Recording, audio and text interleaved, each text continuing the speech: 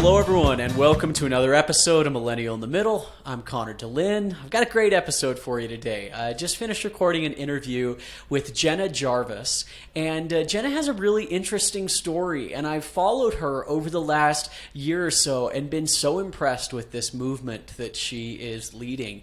And for a little while now, I've said, I want to learn more about what she's trying to do, what was the cause of this, and what got all this started, so I invited her on the show.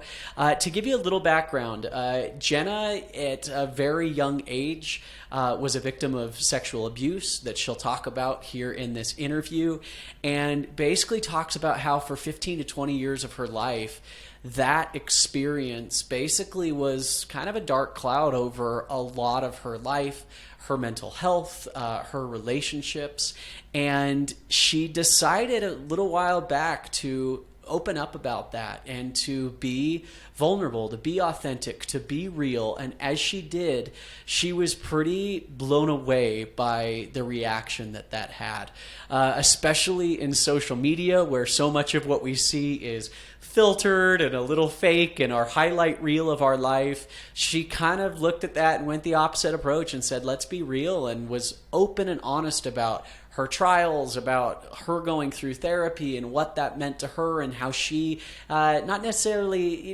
she made a personal transformation. And in the process of doing that, she created the movement called Vulnerability is Cool. I love that. And I agree, by the way. Vulnerability is cool. Let's make it cool. Let's make it in fashion. And she has now held some really incredible events focused on women who struggle with, who have had abuse or past trauma, that have mental health concerns, going to therapy, or just anyone that's trying to deal with the world that today that often is focused on perfectionism and perception, and trying to just find our truest, most fulfilled, happy selves. And she'll talk about some of these events that she's had recently, and the group dynamic and feel that's come from that is pretty inspiring. I would love for you to be able to support her movement and what she's doing. They're looking for donors right now, corporate sponsors, to be able to scale and kind of take this to the next level. And she has some really cool things in the works. The easiest way to follow her is just go to her social media. It's Jenna Jarvis that you'll see right here in the show notes. And you can also go follow Vulnerability is Cool. They're on all the social platforms as well. So I hope you enjoy this interview, and here we go. Jenna Jarvis, welcome to Millennial in the Middle. Thanks so much for coming on. Yes, of course. I'm so excited. I've watched you for a long time on social media and what you're doing, and I've just been so impressed by, I think, the movement that's taking place and this kind of ideology that I feel like you've put a name to it, and people are now kind of catching on and getting excited about it. So I can't wait to jump into this a little bit more. And so your movement, we call it Vulnerability is Cool. Is that right? Yeah. Mm-hmm. What does that mean? Vulnerability is cool. Just like normalizing vulnerability. That's what I always tell people. Sure. That's the main focus, obviously. And just like making it normal and cool to show your emotions and show that you're like a real human, So tell me, like, vulnerability is something that a lot of times is seen as a weakness, right? Like, even the definition of the word vulnerable means, like, you're open for attack. Totally, you can be yes. hurt. So, like, you're trying to flip that on its head, and a new paradigm shift that, like, no, it's not the worst thing in the world. Why, to you, is being vulnerable not a weakness? I would say personally in my life, it's, like, the only way I've been able to progress in my life. For example, like in relationships or like in the work field or even like on my mission, like different things. Like, I feel like vulnerability is such a strength and it's so powerful, especially when you put yourself in that spot. You're open to learn. And sure. I feel like that's one of the biggest like components in learning. Yeah, is being in a place where you feel like you can learn, you're open. How has that, as you've met a lot of different people, you probably see people that are on all sorts of the scale of like their openness and their vulnerability. How has it been to see people go from like being really closed to all of a sudden being open and vulnerable? What's it like to watch that happen in a person? I think it's really cool and it's really exciting to like see the progression that they have in such a good way when they thought that it wouldn't be good. Like, even for me, you know, like, I remember people would talk about going to therapy and, like, how it's so hard because you bring all your trauma to the surface. But, like, my trauma was coming up every single day in everything that I was doing. Sure. And through therapy, it's just brought up in a healthy way, you know? So I feel like it's so exciting because you're able to, like, relearn these things that you've done your entire life and, like, these habits and learn them in a healthy way, you know? And, like, you can always learn from others. And I feel like the only way you're able to do that is through being vulnerable. Yeah. I have a friend, Jackson Averett. I don't know if you know him, but no, I don't. He is awesome. He is, like, he always says, like, he doesn't know anything, you know? Like, he's so willing to, like, learn about anything and is just always trying to improve. And I think it makes him, like, the most incredible person because he is always trying to learn something from anyone, you know? Yeah. And I think that's really interesting because we're so focused, especially in today's world, on how things appear and the perception and trying to be perfect and making sure other people think that we're perfect, right? Totally. And so, like, how do you see when those walls come down of not stressing what everyone thinks of you or being willing to say, I don't know, or I have shortcomings, or I'm not perfect? Like, how does someone get to that point in a way that they can all of a sudden, like, actually internalize it? I feel like it's just trying. It's just putting yourself out there, you know? Yeah. Like, I feel like you could talk about being vulnerable all you want, but until you really are, like, you're not going to be able to see that progression at all. You know what I mean? Sure.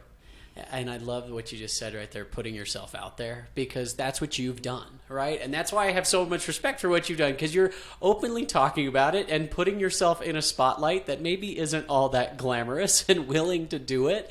And so tell me a little bit about your story. Like, what led you to this point where you even decided, like, this is something I want to talk about, something that means a lot to me?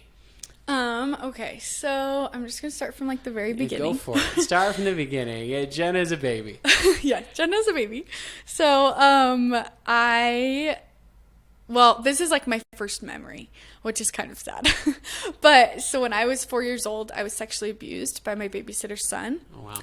And, which is, like, honestly, that happening, I probably wouldn't have even said anything and known that anything was wrong, but after it happened, he told me that he was going to kill me if I told anyone. And so then, obviously, like, my 4-year-old brain is like, wait, something's wrong, you know? Yeah. So then, like, 2 weeks later or something, I told my parents about it. We, like, went to the police station, like, all this stuff, whatever. Yeah. And, yeah, so that's, like, something that's haunted me throughout my whole life. Like, because he told me that, like, I remember being a kid and looking out the window and thinking, like, someone is going to kill me. Like, he's out there, he's looking for me, but he was, like, 12 years old. He's not coming to kill me, you know? Sure. But it was just ingrained in my brain. And, like, even still, sometimes I'll be walking into the grocery store at, like, 3 p.m. and I'm like, there's someone behind me, you know? Really? Yeah, it's wild. But it's just because I was so young. It's just, like, ingrained in me. But so that happened when I was, like, 4, and that caused me to, like, I really just felt like men, like, only valued me for my body. Like, I always felt that way, you know? Like, I felt like that was my only the only thing I had to offer. And so then I dated, like, probably not the best boys, you know, but high school boys are never the best. So and I didn't really get along with my family. There was a lot going on that I didn't agree with. And so when I was, like, 14 or 15, I ended up moving out, and I lived with, like, a couple different families. And then I always just felt like an outcast, and none of my friends knew, like, how I grew up or, like, the circumstances of, like, everything that happened. And I was just pretty private about it because I just wanted to be cool, and I didn't want to, like, come off as this girl that is, like, kind of like a foster kid, you know? And so I lived with these other families, and it was awesome. And then I went to Utah State. It was awesome. And I decided to go on a mission, went to Argentina. And then I came home and I did summer sales. And I remember one night I was just so, like, typical when you get home from your mission, you just feel like you need to get married, you know, the stress. And I was just so frustrated that I wasn't married. And the guy I dated all of high school, he, like, got married, and I was just like, why is he progressing and I'm not? And so I just remember, like, thinking, like, I'm ready to progress. And then this boy messaged me on Instagram, and we started talking, and I don't know if I already said I was doing summer sales, but I came home from summer sales to date him. Wow. And from an Instagram message, we're quitting now at summer sales. All right. We knew each other in high school, okay? Okay. And so then, but still so stupid. So then come home, we start dating, get engaged after like 6 months. You know, it was like nothing. And just was not a good relationship. And we ended up like just a lot of lying and just, you know, just not great stuff. And so we ended up breaking off our engagement, and it was like the hardest time of my life. I think a lot of my childhood trauma, even like moving out, was pretty traumatic, because no matter what, like family I'm staying with, or I'm not their kid, you know, it's never going to be that connection like it would be with your own biological kid, I feel like, you know what I mean? But yeah, I just had so much trauma, even like the sexual abuse I'd never worked through. And when we broke off our engagement, we got a house together, and I was living there by myself until we got married. So I was living alone. I was working a 9-to-5 job. It was winter, and like I just was in such a bad spot. I lost a ton of weight, and I was having panic attacks every day. Like not every day, but I was having multiple panic attacks a week, and it was just, I don't know. I'd heard about panic attacks or depression or all those things, and I was always like, oh, people are just dramatic, you know? Yeah. But then I experienced that, and it was insane. So then I ended up moving to Arizona. I was still, like, so skinny, didn't want to eat, like, did not honestly want to live. Like, it was just a bad spot to be in. Moved to Arizona. I was there for, like, a year. I got like taken advantage of by these doctors. They gave me like stem cell treatments to fix my brain, charged me like $14,000 and like $40,000 to my insurance. Like, it was wild. Wow. Yeah. And so then if anything, that just caused me more stress in my life because I had to pay for that. But then I came home from Arizona, and I don't know. I went to therapy, so I just finished 3 years of therapy. I'll probably go back like every now and then, but and I think I just wanted. It was so sad for me because like I always thought I was so alone, and I actually went to an event that my friend Sarah threw, and there was a girl that spoke that I'd always looked up to in high school. Her name's Remy, and I always thought she was so cool. Like, from my point of view, like super rich family, like super stable family, like just had everything she wanted, had this awesome boyfriend, and you know, and she spoke at this event, and she talked about how like she struggles with like her kid has like these like some type of disorder, and like it's caused her to like have different like mental illness like issues and different things. And I was just like shocked. I couldn't believe that like she had experienced something like that, you know? And because from my point of view, she just looked like she was perfect. So that just sparked something in me. I was like, I have to do something like this. Like, I want to host events that people can like relate to, and that kind of show like the real side of social media, and that inspire people and help people to know that they're not alone, especially because for like the majority of my life, I thought I was like the only one that experienced these things, especially like sexual abuse. Like but really like 1 in like 5 women or something have been raped or like attempted, like someone's attempted to rape them, which I had no idea. And so I think it was just really cool, and it really inspired me to like dedicate my life to this, you know? Yeah, I love it. Before we jump into what you've done and kind of where things are at now, I want to unwrap a few things that you said in there. One, it's interesting to hear that story. You kind of say it from literally starting at 4 years old, and something that you said of the fact that it was your first memory. Like that's something that's really powerful. Like, I don't know if I could place a finger on what my first memory was, but what do you think it is for you that, like, of all the things you could remember from your childhood, 4 is actually a pretty young age. Like, what was it about that event just being so traumatic that you think it imprinted on that to you forever? I think especially because he told me he would kill me. I think that really stuck in my brain. And I think because it was just like this reoccurring thought that someone was going to kill me, you know? And so just like also replaying what happened in my mind all the time. And then like I had to go to the police station and explain what happened. And I remember they had like this drawing of a girl, and I had a circle where he touched me, and I just circled the whole thing, you know? And like those memories are just like honestly some of the only things I can remember from my childhood, you know, which is wild. Well, and I think it goes to show, though, like how powerful the brain is, that's not just a one-time memory. The fact that you relived it over and over and over again, like it might have been one night, but that one night got replayed in your head for years and years and years.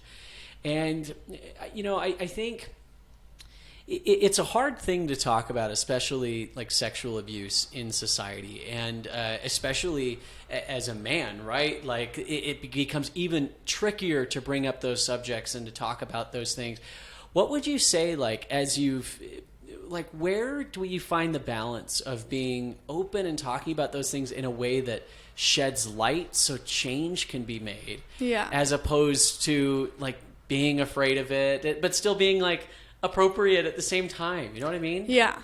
Like, do you mean in like a therapy situation, or like just in like general? I think in life, in public. I think just bringing it up. So for me, like, I didn't bring it up for a long time. And even like my therapist told me to like only talk about it with her, and which I did for a really long time.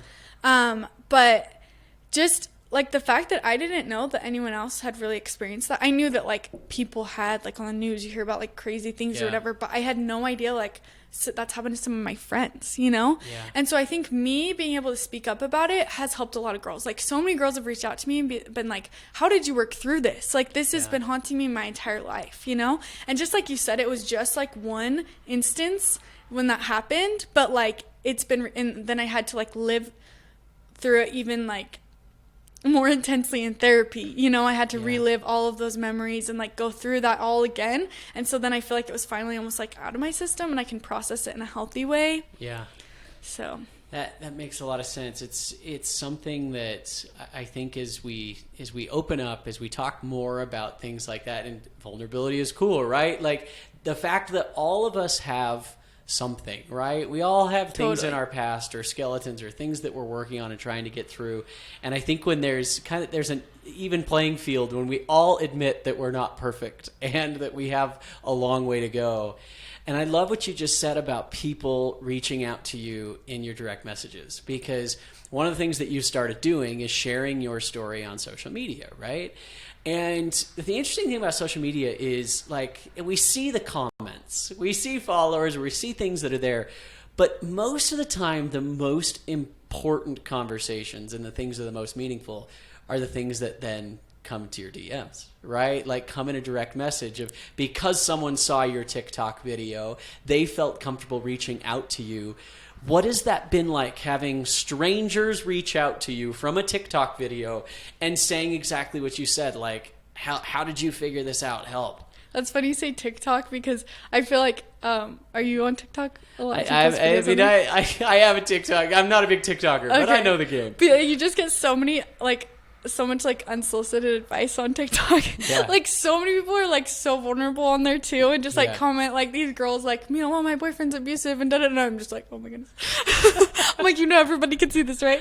But I'm like, it's okay, Yeah. But I think it's been really cool, like really, really cool, especially so many people just messaged me like, Jenna, tell me about your therapist. Like, or the other, like yesterday, this girl messaged me and she was like, Jenna, I just booked my first therapy appointment. Like, thank you so much for helping me, And I'm just like, oh my gosh, like, I can't believe I've been like a part of her progression. It's so exciting, Sure.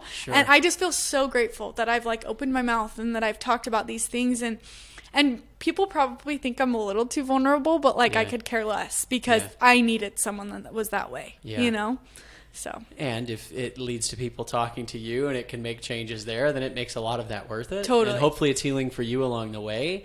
So let's talk about those events. Like, how did this whole idea come about of, we kind of start sharing it on social media or talking about this idea, and then you're like, let's bring people together and actually experience this. Tell me how that happened. So it actually started, so I went to that event where that girl spoke, and I was so inspired. And so I started throwing kind of similar events to what I'm throwing now with another girl, but I just kind of felt like I needed to do my own thing. So then I started doing my own thing, and I don't know. I honestly, It's crazy, like with this last event, everything just falls into place. Like I was like, there's so many things I was like worried about, but I was like, I know that every other event has worked out, and I know this event is going to work out perfectly.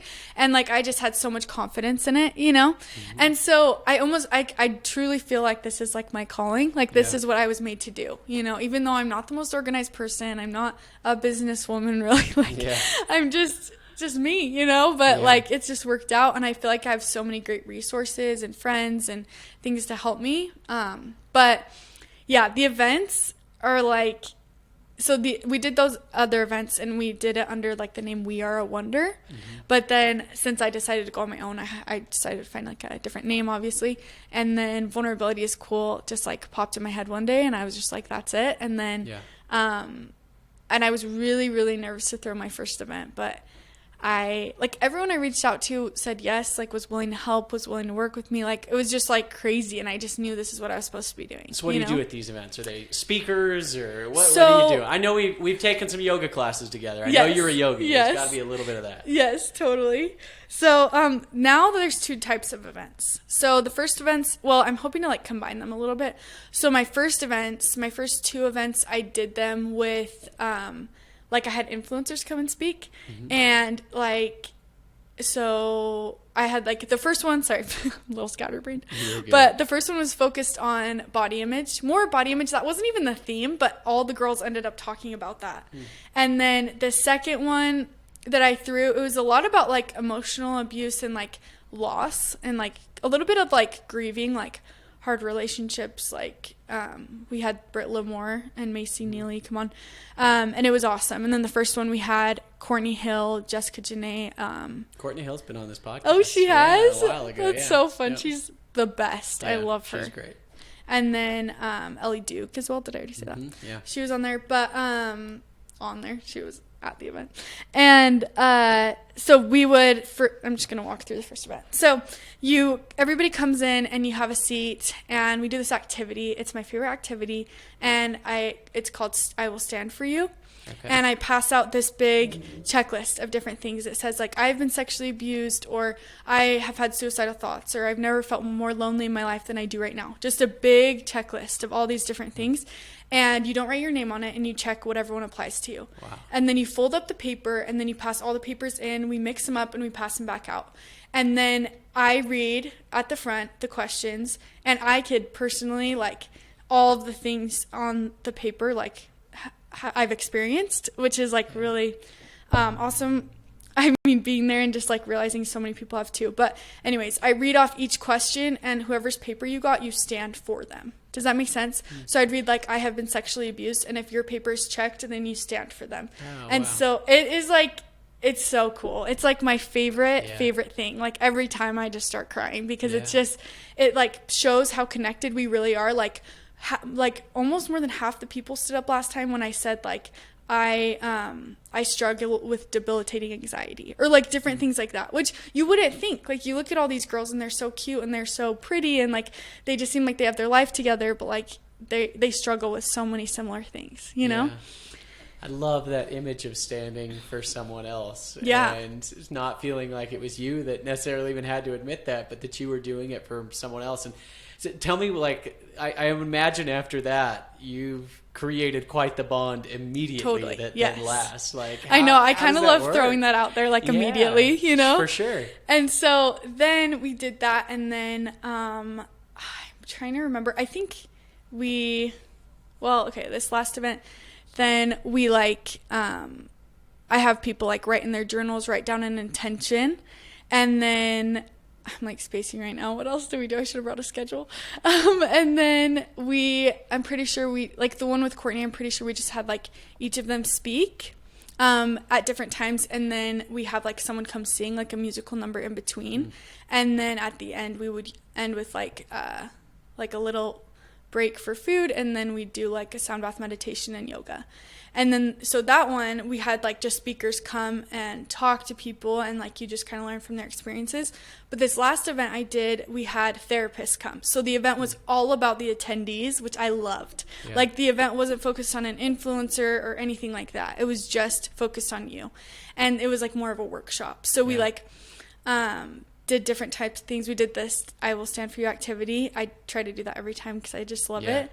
And then we broke up into circles, and we kind of like, we like wrote down things that, like something you're struggling with, and then we like mixed up the papers, and then everyone just broke into circles, and they talked to you as if they were like your higher self or your loving parent, and responded to like that thing you were struggling with, if that makes sense. For sure. And so just like different workshop activities like that, and then had people write in their journals, and then we had like this mirror activity where you have to look in the mirror and like see your flaws, but like rewrite them in a positive way. And so just things like that.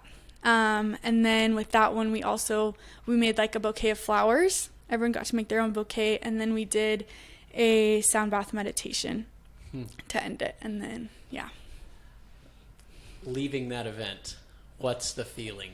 What's going through people's mind? How are you different after something like that? For me, honestly, I feel like I just went through a breakup because I put all this effort and energy into this event, and I'm just dedicated the last months of my life, and I'm so just like sad. Actually, I even get sad before it even starts. I always say I'm already sad it's over when it hasn't even started. But we may need to talk about that in therapy too. We got to enjoy the moment, Jenna. Come on. I know. So, but I feel like people that leave the event, like I just had a lot of girls message me just like, I feel so seen, I feel so heard, and like I'm gonna go to therapy and I want to make these changes. And we kind of talked about this a little bit before the podcast, but I want to have something like maybe a course for after the event that people can take home, or like a challenge that we can do with all the attendees at the event. Like, I don't know. I've been working on things because there hasn't been much like, I mean, there's a ton of takeaways from the event, and you get a journal and like just different prompts and stuff, but I want there to be even bigger takeaways, you know, so that people can make like real changes in their lives and not just have like oh, that was a good experience, you know?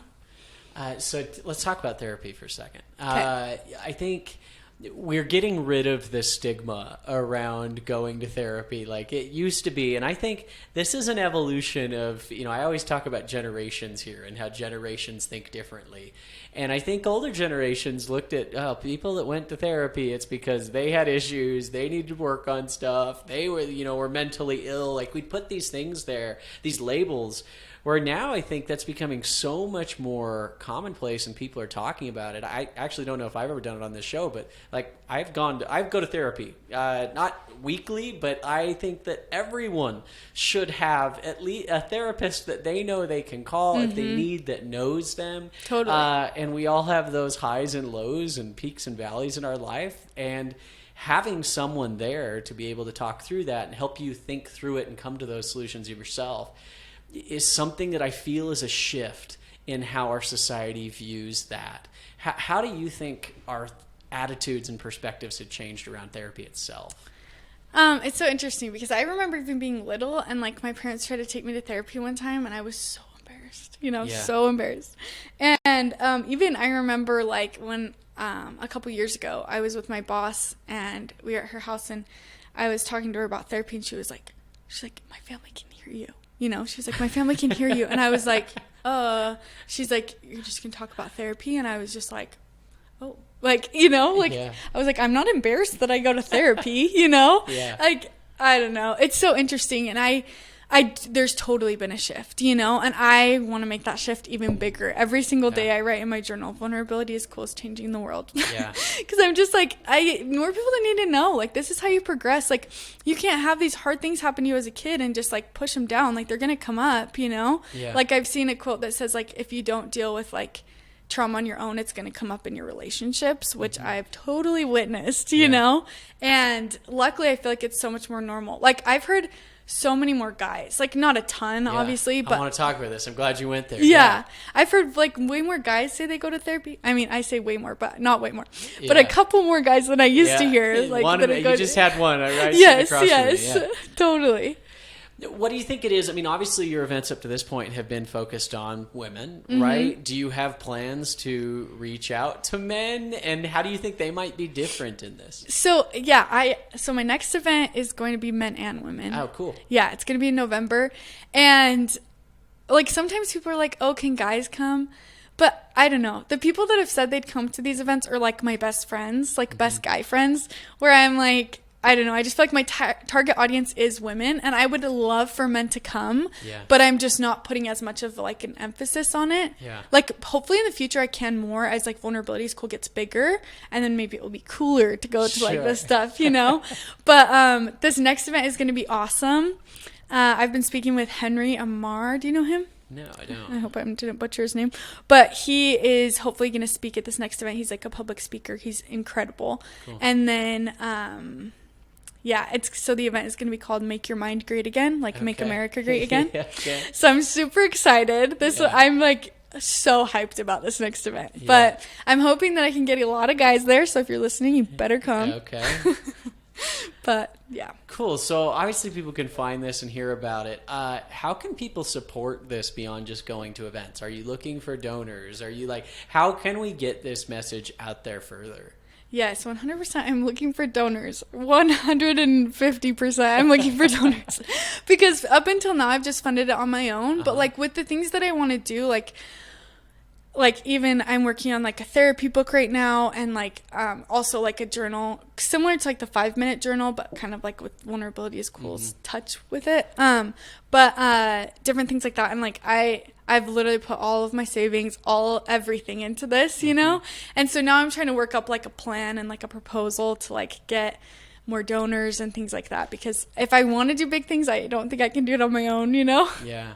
I think that's so cool. One thing I've talked about quite a bit on this show is like with millennials and Gen Z, there's this new thing. They talk about the passion economy, right? How there's this new passion economy that people aren't necessarily wanting to work a 9-to-5 job for a big corporation. And because of technology, because of the internet, because of the reach that you can have with a TikTok, for example, like all of a sudden you can take this idea and make it your life's work and actually still try to monetize on that and make money. And I think it's something that former generations just weren't really ever able to experience.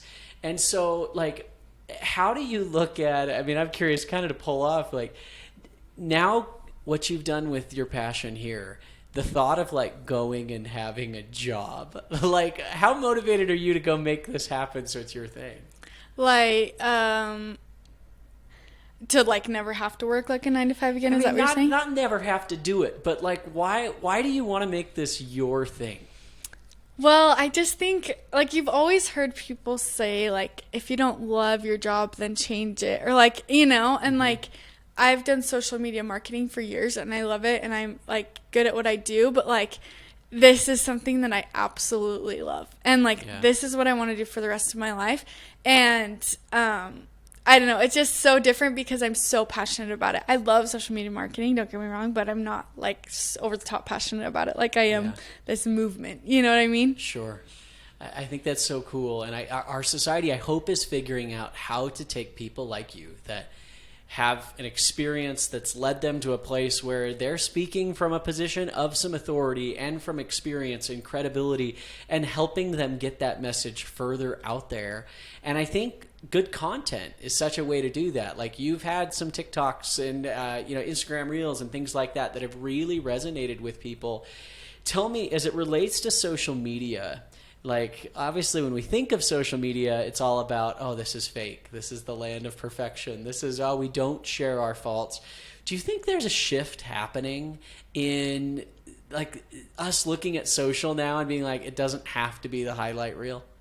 I totally feel like there's been a shift, but I also follow people that are probably more along with that shift. Yeah. Like even like the biggest influencers, like a lot of them don't really like use like filters anymore as much, you know, on their stories. Like it's all just like really raw, or like it's like the brightness is down a ton, you know, but that's it. And which I think is really cool. But still, I think that there's like a gap where like I'll post something on social media and I was like sobbing that morning, but like my Instagram looks amazing, you know, like I look like I'm having the best day of my life, you know? Sure. And so it's a hard balance because like, do I want to post a crying picture of me every time I'm crying? No. Yeah. Like, no, I don't want to do that. But do I post about when something happens in my life every time? Not every time, but a lot of the time I do, you know, which it's so hard to find that balance, you know, because I don't want to be like this dramatic person on social media, but when I do share that stuff, like the last 2 days I've been sharing like my journey with therapy, and so like that's the most engagement I've had on my Instagram probably ever, you know? And like so many people have resonated with it. So many guys too messaged me and were just like, thank you so much for sharing this. And I'm just like, holy, like what? Yeah. Where'd you come from, you know? For sure. So, or like I'd never think that they would resonate with something like that, you know? Isn't it interesting when you see sometimes, like, I'll get messages from people after a podcast, and I'm like, one, you're listening to the podcast? Yeah, that shocks me, totally. Right? And two, that's the part that resonated with you? That's what clicked. And I think it's such a good reminder, like, we all walk around in these packages, right, of how we present ourselves to the world, and then how everyone else perceives us is up to them, right? Totally. And all of a sudden, when you just get a couple layers under the surface and, you know, getting those messages to find that, you know, hey, what if we were to do that in the world of that, like, stand for you exercise that you did there, like, all of a sudden it becomes way less about us as an individual and us as a whole instead. Yeah. And it feels like that's the energy that's emanating from your events and this movement, and it's exciting to watch. Yeah, thank you. Yeah. It's so fun. How can people find you if they want to support you or learn about this event you have coming up in November or donate? I know I have some donation people here listening. Please. How would they do it? So Instagram is like my biggest way of like finding me right now. I want to build up the website more. I do have a website, but it's just not the most beautiful thing in the whole world. Cool. So definitely Instagram. Just vulnerability is cool. And then also my personal Instagram, Jenna Jarvis. Okay. So they can find you there, send you a message, reach out, and I know you're kind of looking to expand and scale and do more of these events, and also find ways to do these events that maybe aren't even in person, that can be, so we can reach people all throughout the world. And how awesome is technology, the fact that a meeting like this could be shared with people all over. Totally. To have those types of experiences. And, you know, maybe before your circle of influence would have been just like right here in Utah, but potentially this is a message now that's reaching people all throughout the world. Yes, that's the goal. Yeah. Have you seen that? Have you seen people outside I've your had like circle probably of like 5 people message me from like super far out of state. Like, oh my gosh, you need to do an event here. Or like, you need to do a virtual event. And I'm just like, oh yeah. You know? I'm like, I can't even think about that right now. Yeah. But yeah. So. Awesome. Well, I love it. Anything else you want to add in closing here? I would just say, like, with healing and with therapy, like, I'm so grateful I took the steps when I did. I've heard a lot of people say, like, I don't want to bring my trauma to the surface right now, like I kind of mentioned before. But your trauma's coming up in every single thing that you do, every single day. Every time you get slightly irritated with something you shouldn't be irritated with, or like raise your voice, or even just like negative thoughts, you know, that all stems probably from like some trauma that's being held back. And I just think like there's no better day than to start than today, you know, like why not start healing now? So that, like, for example, I could like barely hold a job before. Like, I was very disorganized. I had like a really hard time staying focused. I just like truly didn't care about myself. And now that I have worked through so much, like, I'm very productive, probably work too much. I do work too much.